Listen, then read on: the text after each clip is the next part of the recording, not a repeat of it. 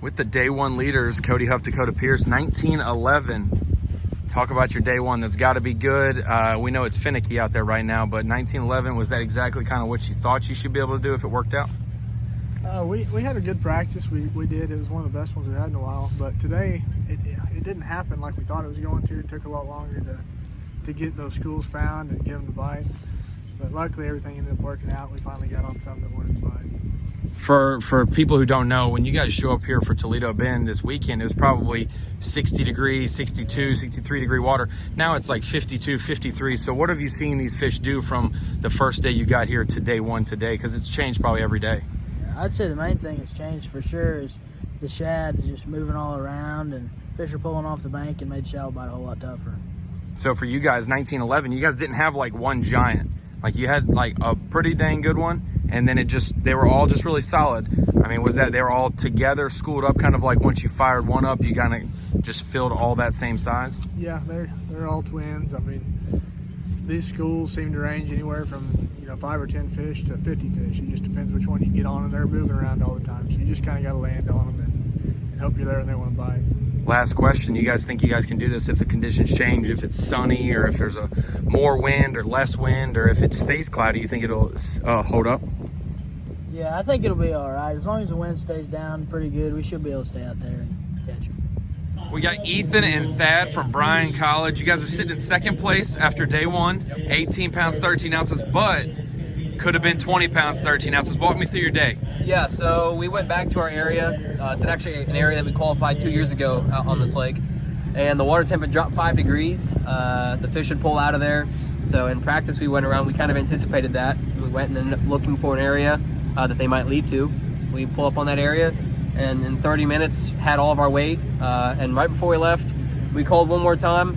Thought I threw another fish back. I looked back in the live well, and we had 6 fish in the live well, so we reported it to Hank. Had a 2-pound penalty, so would be in the lead right now, but instead we got 18-13 sitting in second place. So I mean, we're extremely blessed to be able to have that. We were praying all week to be able to have a good tournament. So great way to start the year out, though. The integrity factor, though, no matter if you would have had the lead or not, that is the right thing to do. So kudos to you guys. You guys excited about day two and possibly further? I mean, I know you guys leaned on some stuff that you did years prior, but you guys think you can maybe expand on it, or could it hold up? Any pressure on that area? Well, I mean, tomorrow we'll find out fairly soon whether or not the fish are going to be there again tomorrow or not.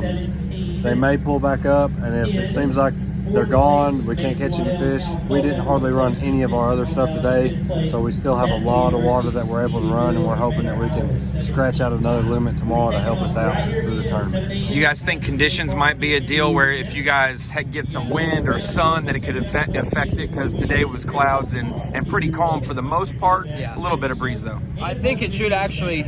I would like to say it would play into our favor. We have a late boat number tomorrow. In practice, figured out that you could actually catch them flipping docks and stuff. We didn't do any of that today. The conditions really didn't play for it in the first part. So hopefully we can adjust tomorrow, make a little adjustment, catch another good bag, and have a shot to win this. We're with the Kent State team, Tanner Ward, Rory Franks. You guys are third place, 17-10 on day one. You guys pleased with it? Thought you could have had more? Surprised? What's the deal after day one? We came in here expecting 20-ish. I mean, that's what we were aiming for. But after seeing the rest of the weights, we're happy with it. Yeah, for sure happy. We just expected from our practice to get around 20. And we tried today, and just I don't think the conditions were right or whatever. But tomorrow, we're really excited for tomorrow's conditions, though. It's going to set up a lot better for us, I think. So a lot of the better bags today had a big 1 or 2. You guys had solid ones. I'm not going to call a 4 or 4.5 at Toledo Bend a big one. Right. So that's the separation factor. So was the 20-pound bags in practice, or what you thought was that getting a 6-pounder that was going to do it, or was it 5 4-pounders? It was.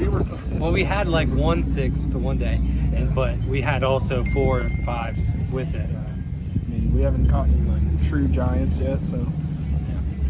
You guys think with the weather, possible change-ups, it's getting a little colder today than expected, a little bit more wind, but whether the sun comes out, whether it's cloudy, have you guys been able to catch it each day based on the weather changes? Basically, but like the sun being out, we think is what positions those fish where we need them, just to make them easier to catch, is what we think.